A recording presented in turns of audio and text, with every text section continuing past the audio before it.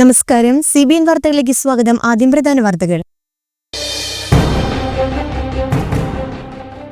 2026 രാജ്യത്തുടനീളം 1050 ടോൾ പ്ലാസകളിലും യാതൊരുവിധ തടസ്സങ്ങളുമില്ലാതെ യാത്ര ചെയ്യാൻ കഴിയുന്ന തടസ്സരഹിത ടോൾ പിരിവ് നടപ്പിലാക്കുമെന്ന് കേന്ദ്ര ഉപരിതല ഗതാഗത മന്ത്രി നിതിൻ ഗഡ്കരി.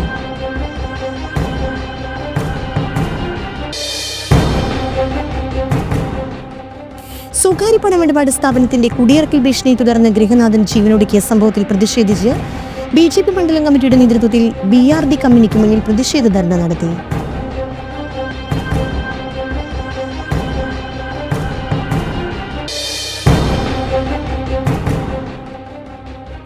ചാലക്കുടി ചോല ആർട്ട് ഗാലറിയിൽ ടൈൽസ് ഓഫ് ദി അൺസീൻ എന്ന പേരിൽ സംഘടിപ്പിക്കുന്ന ഗ്രൂപ്പ് ആർട്ട് എക്സിബിഷൻ ഡിസംബർ 20-ന്.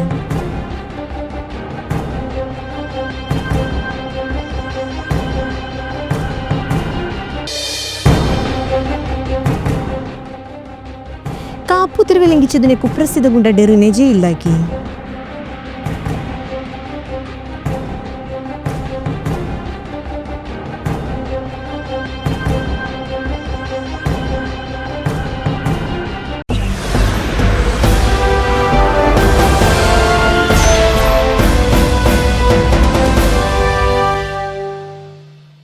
വാർത്തകൾ വിശദമായി. 2026 രാജ്യത്തുടനീളമുള്ള 1050 ടോൾ പ്ലാസകളിലും യാതൊരുവിധ തടസ്സങ്ങളുമില്ലാതെ യാത്ര ചെയ്യാൻ കഴിയുന്ന തടസ്സരഹിത ടോൾ പിരിവ് നടപ്പിലാക്കുമെന്ന് കേന്ദ്ര ഉപരിതല ഗതാഗത മന്ത്രി നിതിൻ ഗഡ്കരി. ടോൾ പിരിക്കുന്നതിനായി അത്യാധുനിക AI അധിഷ്ഠിത സംവിധാനം ഒരുക്കിയാണ് ഇത് നടപ്പിലാക്കുക. ഇതുവഴി ടോൾ പ്ലാസകളിൽ നിർത്താതെ തന്നെ കാറുകൾക്ക് ഹൈവേകളിൽ 80 കിലോമീറ്റർ വേഗത്തിൽ സഞ്ചരിക്കാൻ സാധിക്കുമെന്നും നിതിൻ ഗഡ്കരി വ്യക്തമാക്കി. ലോക്സഭയിൽ ചോദ്യോത്തരവേളയിൽ പങ്കെടുത്ത് സംസാരിക്കുകയായിരുന്നു മന്ത്രി. ഫാസ്ടാഗിൽ നിന്ന് പണം പിൻവലിക്കുന്നതിന് ടോൾ പ്ലാസകളിൽ വാഹനം നിർത്തേണ്ടി വരുന്നതാണ് നിലവിലെ രീതി. ഈ ടോൾ പിരിവ് സംവിധാനത്തിന് പകരമായി ഹൈവേയിലും എക്സ്പ്രസ് വേയിലും തടസ്സമില്ലാത്ത ടോൾ പിരിവ് സംവിധാനമാണ് ഒരുക്കാൻ പോകുന്നതെന്ന് മന്ത്രി പറഞ്ഞു. ഓഗസ്റ്റ് മുതൽ 4 മാസത്തിനുള്ളിൽ ഏകദേശം 40 ലക്ഷം വാർഷിക ഫാസ്ടാഗ് പാസുകൾ വിതരണം ചെയ്തതായും മന്ത്രി പറഞ്ഞു. പ്രതിവർഷം 3000 രൂപയ്ക്ക് 200 ടോൾ പ്ലാസകൾ കടക്കാൻ അനുവദിക്കുന്നതാണ് വാർഷിക ഫാസ്ടാഗ്. വാർഷിക ഫാസ്ടാഗ് യാത്രക്കാരുടെ ചെലവ് കുറയാൻ സഹായകമായിട്ടുണ്ട്. ഒരു ടോൾ പ്ലാസ കടക്കാൻ ശരാശരി 15 രൂപ മാത്രമാണ് ചിലവ് വരുന്നത്. 2026 ആകുമ്പോഴേക്കും 350 സ്വകാര്യ ടോൾ ബൂത്തുകൾ അടക്കം 1050 പ്ലാസകളിലും ടോൾ പിരിക്കുന്നതിനായി അത്യാധുനിക AI അധിഷ്ഠിത സംവിധാനം നടപ്പിലാക്കുമെന്നും മന്ത്രി കൂട്ടിച്ചേർത്തു. സ്വകാര്യ പണമിടപാട് സ്ഥാപനത്തിന്റെ കുടിയിറക്കൽ ഭീഷണിയെ തുടർന്ന് ഗൃഹനാഥൻ ജീവനൊടുക്കിയ സംഭവത്തിൽ പ്രതിഷേധിച്ച് BJP മണ്ഡലം കമ്മിറ്റിയുടെ നേതൃത്വത്തിൽ BRD കമ്പനിക്ക് മുന്നിൽ പ്രതിഷേധ ധർണ നടത്തി. BRD MDക്കെതിരെ കൊലക്കുറ്റത്തിന് കേസെടുക്കുക, ആത്മഹത്യ ചെയ്ത സോമസുന്ദര പണിക്കരുടെ കുടുംബത്തിന് സംരക്ഷണം നൽകുക എന്നീ ആവശ്യങ്ങൾ ഉന്നയിച്ചായിരുന്നു പ്രതിഷേധം.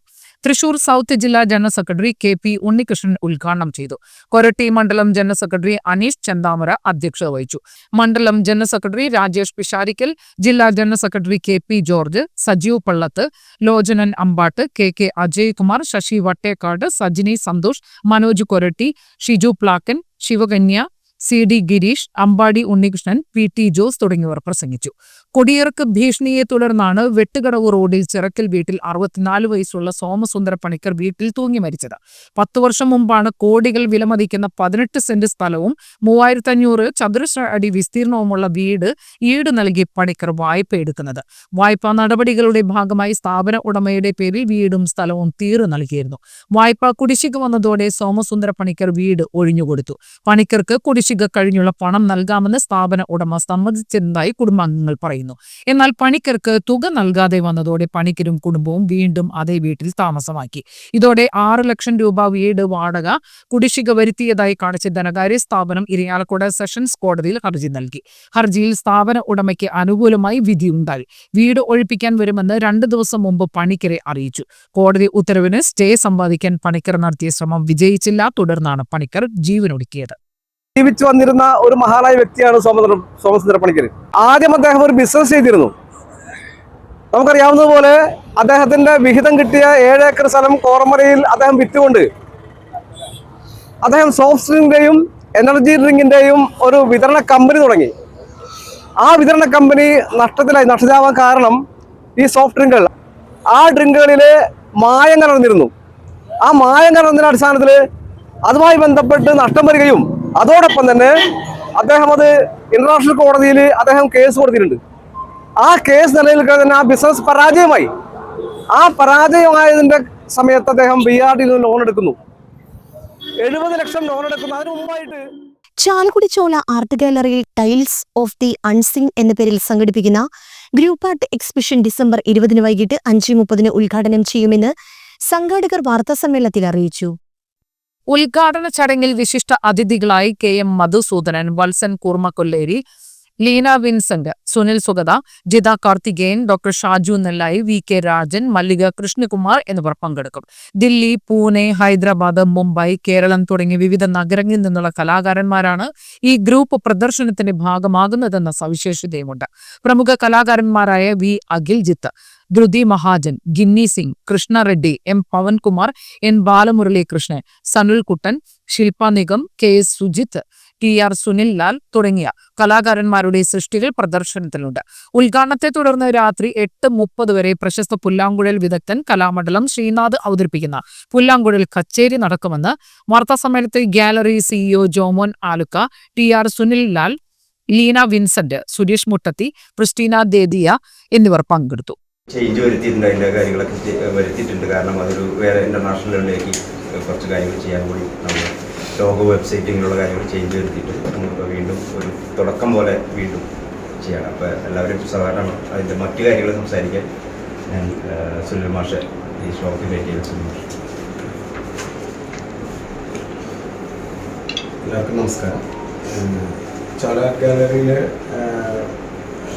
ഇതിനു മുന്നേ ഒരുപാട് ഷോകളൊക്കെ വന്നിട്ടുണ്ട്. നമ്മളുടെ പ്രാദേശികമായിട്ടുള്ള ആർട്ടിസ്റ്റുകളായിട്ടെങ്കിലും ഇന്ത്യയിൽ നിന്നും മറ്റ് സംസ്ഥാനങ്ങളിൽ നിന്നുള്ള ആർട്ടിസ്റ്റുകളായിട്ടുള്ള ഒരുപാട് പേര് നമ്മുടെ ചോല ഗാലറിയിൽ എക്സിബിഷൻ ഓൾറെഡി നടത്തിയിട്ടുണ്ട്. എനിക്ക് തോന്നുന്നു ഏകദേശം ഈ 3 വർഷത്തെ കാലയളവിൽ ഒരു 30ഓളം ചിത്ര പ്രദർശനങ്ങളും അതിനോടനുബന്ധിച്ചിട്ടുള്ള എന്താ പറയുക ഒരുപാട് പ്രോഗ്രാമുകൾ നടക്കുന്ന ഒരു കൾച്ചറൽ സെൻ്ററും കൂടിയാണ് ചോല ആർട്ട് ഗാലറി. നിങ്ങൾക്ക് അറിയാവുന്ന കാര്യമാണ്. അപ്പോൾ അതോടൊപ്പം തന്നെ നമ്മളുടെ ചോലയുടെ പുതിയ വെബ്സൈറ്റ് ലോഞ്ച് ചെയ്തു.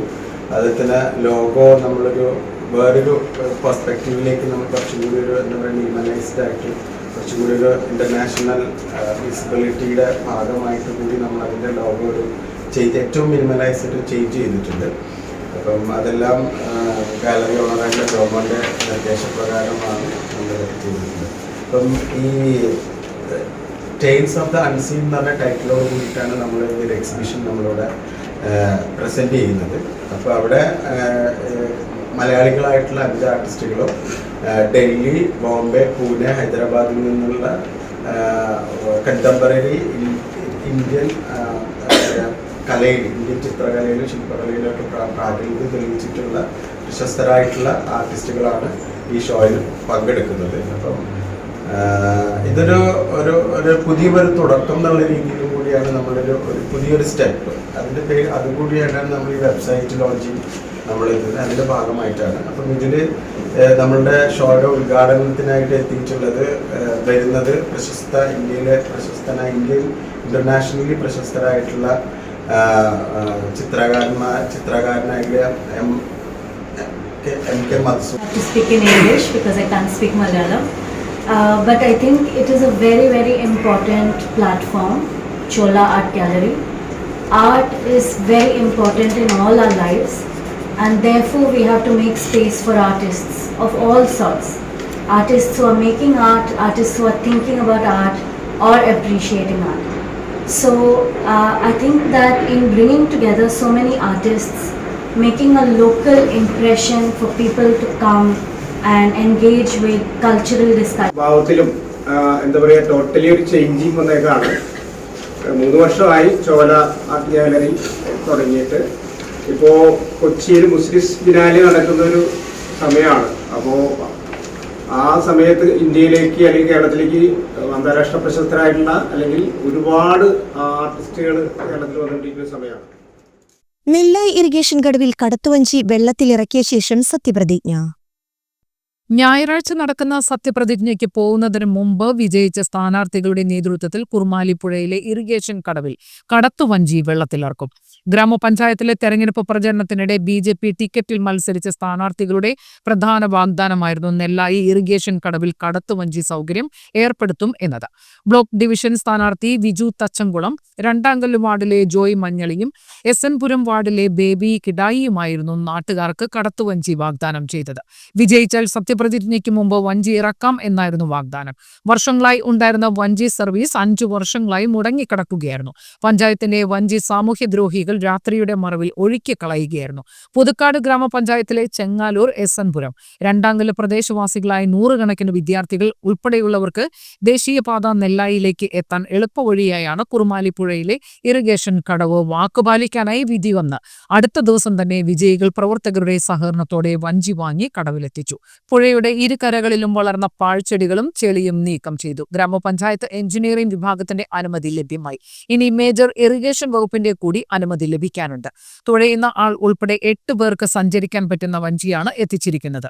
പുഴയുടെ കിഴക്ക് ഭാഗത്തുള്ളവർക്ക് കടത്ത് യാഥാർത്ഥ്യമാകുന്നതോടെ ദേശീയപാതയിലെത്താൻ ഇനി 50 മീറ്റർ ദൂരം മാത്രം താണ്ടിയാൽ മതി, അല്ലെങ്കിൽ 8 കിലോമീറ്റർ ചുറ്റി വളയണം. ഏകദേശം 70-75 വർഷത്തോളമായി ഈ നെല്ലായി ലിഫ്റ്റ് ഇറിഗേഷൻ കടവിൽ ചെങ്ങാലൂർ പ്രദേശത്തെയും അതുപോലെ തന്നെ നെല്ലായി നാഷണൽ ഹൈവേയും ബന്ധിപ്പിക്കുന്ന ഈ വഞ്ചിക്കടത്ത് തുടങ്ങിയിട്ട് ഏകദേശം 75 വർഷമായി. കഴിഞ്ഞ 4.5 വർഷം മുമ്പ് ഇവിടെ കഴിഞ്ഞ ഭരണസമിതിയുടെ സമയത്ത് ഇവിടെ പഞ്ചായത്ത് ഫണ്ട് ഉപയോഗിച്ച് ഇറക്കിയ വഞ്ചി ചില സാമൂഹ്യദ്രോഹികൾ നശിപ്പിക്കുകയും അത് ഒഴുക്കി വിട്ടുകൊണ്ട് ആ വഞ്ചിയെ നഷ്ടപ്പെടുത്തുന്ന ഒരു സാഹചര്യത്തിലേക്ക് പോവുകയുണ്ടായി. അപ്പോൾ അത് 4.5 വർഷമായി ഇവിടെ ഈ വഞ്ചി ഗതാഗതം തന്നെ തടസ്സപ്പെട്ടിരിക്കുന്ന സാഹചര്യത്തിൽ കഴിഞ്ഞ ഈ ഇലക്ഷൻ്റെ സമയത്ത് ഞങ്ങൾ വോട്ട് ചോദിക്കാൻ ചെന്നപ്പോൾ ആളുകളുടെ ആവശ്യാനുസരണം ഇവിടെ വഞ്ചി കടത്ത് പുനരാരംഭിക്കണം എന്നുള്ള ഒരു ആവശ്യം ഉന്നയിച്ചതുകൊണ്ട് നമ്മൾ അവർക്ക് കൊടുത്ത ഒരു വാഗ്ദാനമാണ്. ഇവിടെ ഞങ്ങൾ ജയിച്ച് സത്യപ്രതിജ്ഞയ്ക്ക് മുമ്പ് തന്നെ ഇവിടെ വഞ്ചി ഇറക്കും എന്നുള്ളൊരു ധാരണ ജനങ്ങൾക്ക് കൊടുക്കുകയും അതനുസരിച്ച് ജയിച്ചു കഴിഞ്ഞപ്പോൾ ഞങ്ങൾ ആ വാഗ്ദാനം പാലിക്കുകയാണ് ഉണ്ടായത്. ഭാരതീയ ജനതാ പാർട്ടിയുടെ പ്രവർത്തകരെല്ലാവരും ഒത്തൊരുമിച്ചുകൊണ്ട് ഈ വഞ്ചി അവരുടെ സഹായത്താൽ ഈ വഞ്ചി ഇവിടെ ഇറക്കുകയും ഈ അടുത്ത ഞായറാഴ്ച ഈ വഞ്ചി ഇവിടെ നീറ്റിലിറക്കാനുള്ള ഒരു കാര്യമാണ് നമ്മൾ ചെയ്തുകൊണ്ടിരിക്കുന്നത്. അപ്പോൾ അത് 13-ാം വാർഡിലെ മെമ്പറായ ഞാനും 12-ാം വാർഡിലെ മെമ്പറായ ശ്രീ ബേബി കിടായലിൻ്റെയും ഒരു ദൃഢനിശ്ചയത്തിൻ്റെ ഫലമാണ് ഈ വഞ്ചി ഇന്ന് ഇവിടെ ഇറക്കിയിട്ടുള്ളത്. ഞായറാഴ്ച സത്യപ്രതിജ്ഞയ്ക്ക് മുമ്പ് തന്നെ ഈ വഞ്ചിയെ നീറ്റിലേക്ക് ഇറക്കാനുള്ള ഒരു തീരുമാനത്തിലാണ്. അതുകൊണ്ട് തന്നെ ഇവിടുത്തെ ജനങ്ങൾ മുഴുവൻ നല്ലൊരു പ്രതീക്ഷയിലാണ്, ആവേശത്തിലാണ്, ആഘോഷത്തിലാണ് എന്ന് മാത്രമാണ് ഞാൻ ഈ അവസരത്തിൽ പറയാൻ ആഗ്രഹിക്കുന്നത്. ഇനിയൊരു ഇടവേള.